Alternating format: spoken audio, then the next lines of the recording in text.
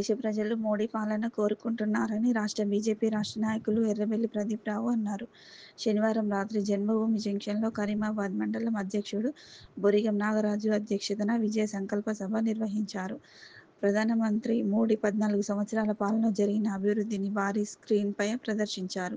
ఈ సందర్భంగా బీజేపీ రాష్ట్ర నాయకులు ఎర్రబెల్లి ప్రదీప్ రావు మాట్లాడుతూ, దేశ ప్రజలు మోడీ పాలనే కోరుకుంటున్నారని, మోడీ చేసిన అభివృద్ధి కార్యక్రమంలో ప్రజలు ఆకర్షితులై మళ్లీ ప్రధాని కావాలని కోరుకుంటున్నారని తెలిపారు.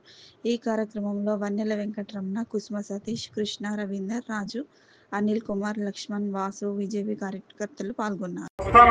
నగర భారత్ అనే గ్రామీణ భారతంలో కూడా గణనీయమైన మార్పులు తీసుకొచ్చింది. మౌలిక సదుపాయాల విషయంలో మునుపెన్నడూ లేనంత ప్రగతిని సాధించింది భారత్. గతంలో గ్రామాలు, పట్టణాల్లో మంచినీటి కోసం మిషన్ వంటి పథకాల ద్వారా సులభంగా తాగునీరు లభిస్తోంది. భారతీయ గృహిణులకు కట్టెల పొయ్యితో కుస్తీ పట్టే కర్మ తప్పింది. ప్రధానమంత్రి ఉజ్వల యోజన పథకం వచ్చిన తర్వాత ప్రతి గ్రామానికి గ్యాస్ ఏజెన్సీలు చేరుతూ వలస వెళ్లాల్సిన అవసరాన్ని గణనీయంగా తగ్గించేసింది. స్కిల్ ఇండియా మిషన్, ప్రధానమంత్రి విశ్వకర్మ యోజన వంటి పథకాలు సాంప్రదాయ చేతి వృత్తుల వారికి, యువతకు ఆధునిక నైపుణ్యాలను చేరువ చేశాయి. దీని వెళ్ళిన మెరుగైన ఉపాధి పొందేందుకు ఈ పథకాలు దోహదపడతాయి. ఇక మోదీ 11 ఏళ్లలో సాధించిన డిజిటల్ విప్లవం గురించి ఎంత చెప్పుకున్నా తప్పు. గతంలో ఇంటర్నెట్ అనేది ఎంతో ప్రియమైన వస్తువు. కేవలం పట్టణ వాసులకు మాత్రమే అందుబాటులో ఉండే అరుదైన వస్తువు. కానీ 2014 ముందు అక్క చెల్లెలందరికీ ఆదుకుంటది. అక్క మనం ఇదారికి ఇక్కడ ఎల్లంబాయి దగ్గరికి అక్కడికి వచ్చి నీళ్లు బిందెలు వర్షం పెట్టి మోసుకునేది. అప్పుడు ఉమ్మడి వరంగల్ జిల్లాలో అప్పుడు అన్న కార్పొరేటర్ గా మనం దగ్గర నుండి గెలిపించుకున్నాం ఈ గోసేందని చెప్పేసి. ఎక్కడ ఎల్లంబాయి కంచెలు మోసుకుంటుంది దారుకుంది అక్క. అట్లనే మన అక్కడ సేకరించుకొని స్థానికంగా ఉన్న ప్రభుత్వాలు మేము తెచ్చినాం, ఈ నీళ్లు మేము పట్టుకొచ్చినాం, ఈ నల్లలు మేము పట్టుకొచ్చినాం చెప్తున్నాం. ఇదంతా మీకు తెలియాలని ఈ వ్యవస్థ కుప్పకూలిపోయింది. పాలన వ్యవస్థ దిశానిర్దేశం లేకుండా ఉండేది. కానీ గత 11 ఏళ్లలో కనీస ప్రభుత్వం, గరిష్ట పాలన ద్వారా దేశ అభివృద్ధి వేగం, స్థాయి రెండూ మారాయి. మోడీ రైతులు, మహిళలు ఆర్థికంగా బలోపేతం చేయడమే లక్ష్యంగా 11 ఏళ్లుగా నరేంద్ర మోదీ సర్కార్ పనిచేస్తోంది. కేంద్ర ప్రభుత్వం రైతులకు, వ్యవసాయ, దాని అనుబంధ రంగాలకు అనేక పథకాలు అమలు చేస్తోంది. ఈ పథకాల్లో ప్రధానమైనవి కిసాన్ క్రెడిట్ కార్డ్, ప్రధానమంత్రి ఫసల్ బీమా యోజన, ప్రధానమంత్రి కిసాన్ మాన్ ధన్ యోజన, ప్రధానమంత్రి కిసాన్ సమ్మాన్ నిధి, ప్రధానమంత్రి కృషి సంచయ్ యోజన. ఇలా చెప్పుకుంటూ పోతే లిస్టు చాంతాడంతోంది. రైతు సంక్షేమమే ధ్యేయంగా కేంద్రంలోని మోదీ సర్కార్ పథకాలను తీసుకొస్తోంది. సబ్కా సాథ్, సబ్కా వికాస్, సబ్కా విశ్వాస్.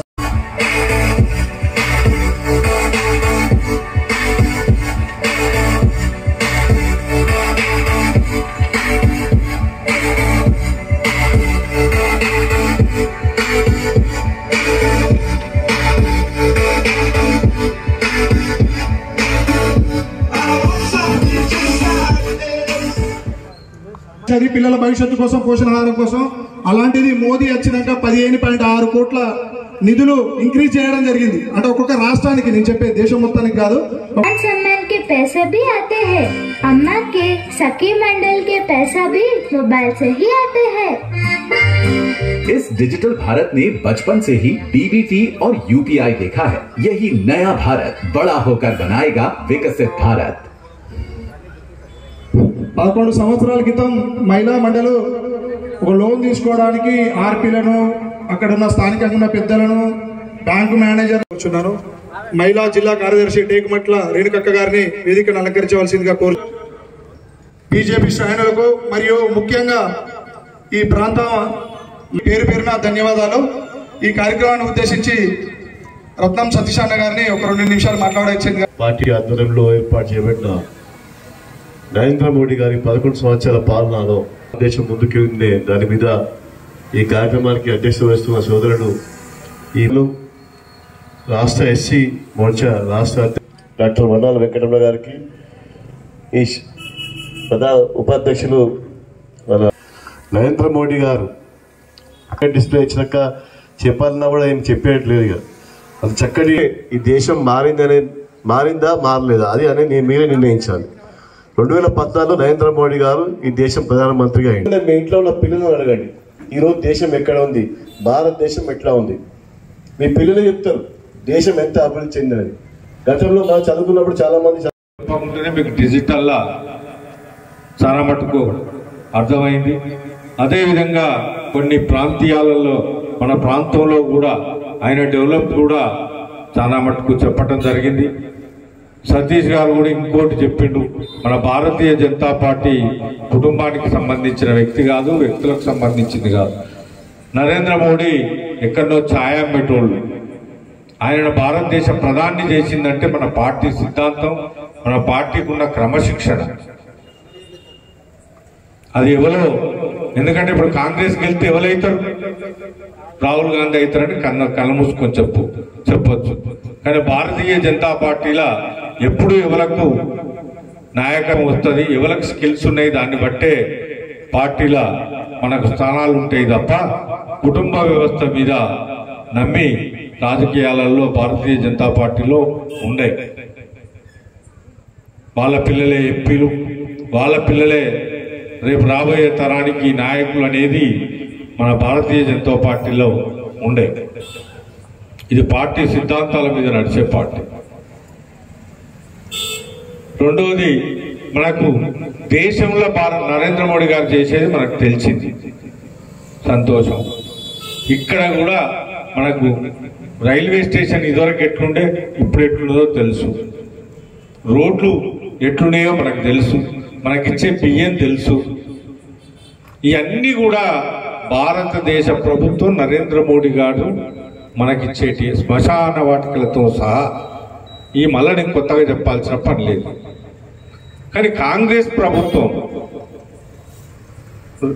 రేవంత్ రెడ్డి గారు మనకి ఎన్ని మాటలు ఇచ్చింది. మహిళలకు పింఛన్ వస్తుందా? ఇస్తా అన్నాడు, ఇచ్చిండా? తులం బంగారం ఇస్తా అన్నాడు, ఇచ్చిండా? మరి కాంగ్రెస్ ఏం చేసింది? ఇక్కడనే చెయ్యండి, రేపు దేశంలో ఏం చేస్తుంది? మహిళలను ఒక ఆర్టీసీ బస్సు ఫ్రీ తప్ప ఇంకెవరిని ఇచ్చిండా? తులం బంగారం ఇస్తానన్నాడు, పెళ్లికి 2500 పింఛన్ ఇస్తానన్నాడు, చదువుకున్న వాళ్ళకు ఉద్యోగాలు ఇస్తానన్నాడు. ఎక్కడన్నా వచ్చినాయా? ఇప్పుడు ఎలక్షన్లు ఉన్నాయని కొంత మళ్ళా ఈ రైతు బంధు ఇట్లా ఇస్తాడు. ఈ 3 నెలల భత్యం ఇచ్చేది కూడా ఎలక్షన్ల కొరకే. సర్పంచ్ ఎలక్షన్లు ఇప్పుడు ఇవన్నీ ఉన్నాయి. ఇట్లా మోసం చేసిండు. అదే అంతకుముందు తెలంగాణ కొరకు కొట్లాడిండు కేసీఆర్ అనుకొని మన అందరం నమ్మి కేసీఆర్ని ఇచ్చినాం. కొత్త రాష్ట్రం అంటే కొత్తగా ఇల్లు కడితే అప్పు ఎంత పుడుతుంది? ఇల్లు కట్టిన దానికంటే ₹1 ఎక్కువ అప్పు వస్తుంది ఆ కొత్త ఇల్లు కట్టేటోళ్ళకు. వాళ్ళ పాతింటికి ఎవడిగాడు కానీ తక్కువ.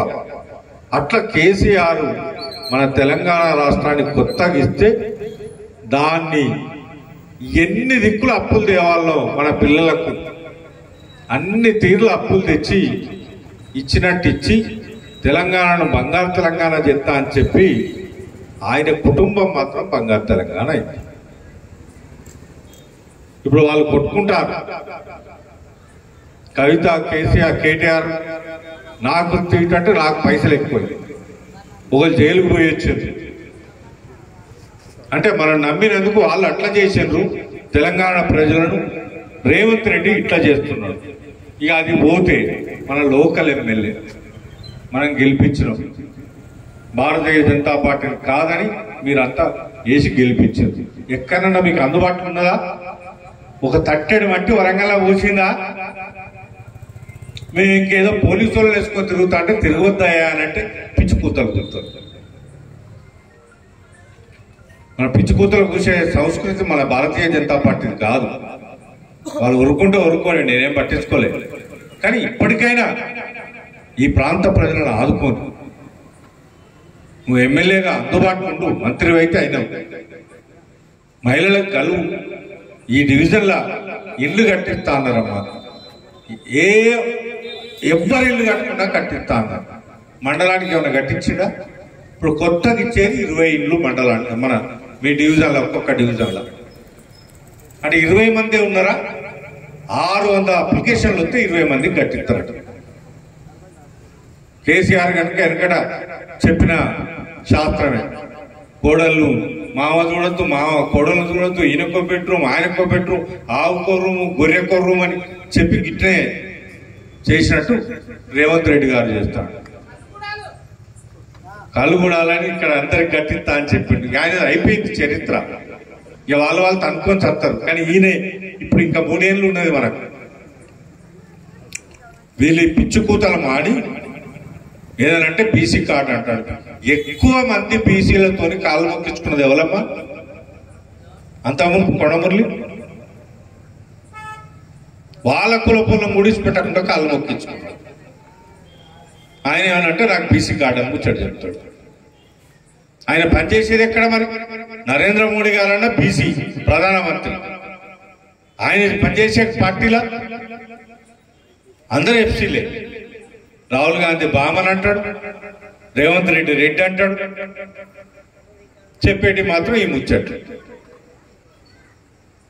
కనుక ప్రజలు రాబోయే తరాలు మీరంతా ఆలోచించాలి. మోడీ గారు ఏం చేస్తున్నాడు, ఈ దేశానికి ఎట్లా చేసిండు, ఎట్లా మొన్నటి పాకిస్తాన్ టెర్రరిస్టులను అంతుపెట్టిండు. భారతదేశం కాదు, ప్రపంచ దేశాలు మన నరేంద్ర మోడీ గారి వైపు చూసే విధంగా ఆయన పరిపాలన ఉన్నది. రేపు మన పిల్లలందరూ ఎక్కడికి పోయినా, ఏ దేశం పోయినా మీకేందే నరేంద్ర మోడీ గారు భారతదేశ ప్రధాని, చక్కటి ప్రధాని, మీ దేశం అసలు ఇట్లా లేచిపోతున్నదనే చెప్పుకునే సంస్కృతి మన భారతదేశానికి కలిగించిండు. ఈ ప్రాంతం నుంచి భారతీయ జనతా పార్టీకి ఏ ప్రాతినిధ్యం లేదు, లేకున్నా ఇక్కడి ప్రజలను కళ్ళల్లో పెట్టుకొని చూస్తున్నారు. ఈ ప్రాంతంలో నాకు రాలే అని ఎక్కడ విపక్ష చూడలేదు. ఎయిర్పోర్ట్ ఇచ్చిండు, యూనివర్సిటీ ఇచ్చిండు, రైల్వే స్టేషన్ ఇచ్చిండు, రోడ్లు ఇచ్చిండు. ఇట్లా చెప్పుకుంటూ పోతే ఎంతో అయింది. ఇవన్నీ మీరు డిజిటల్లో చూసాను కనుక ఇంకా చెప్పి మిమ్మల్ని విసిగించదలుచుకోలే. నాకు ఈ అవకాశం ఇచ్చిన మా ఈ మండల ప్రెసిడెంట్ చక్కటి ప్రోగ్రాంను అరేంజ్ చేసి తల్లులందరికీ అర్థమయ్యే విధంగా చేసినందుకు ఆ తమ్ముడిని మరొకసారి అభినందిస్తూ నాకు ఈ అవకాశం. ఫెయిర్ మీడియాకు స్వాగతం. మా ఛానల్ను సబ్స్క్రైబ్ చేసుకోండి మరియు మా వీడియోలను చూడండి. ప్రతి అప్డేట్ల కోసం బెల్ ఐకాన్ను ఆన్ చేయండి. మేము నిజమైన మరియు ఫెయిర్ వార్తలు మరియు రాజకీయ అప్డేట్లను అందిస్తాము.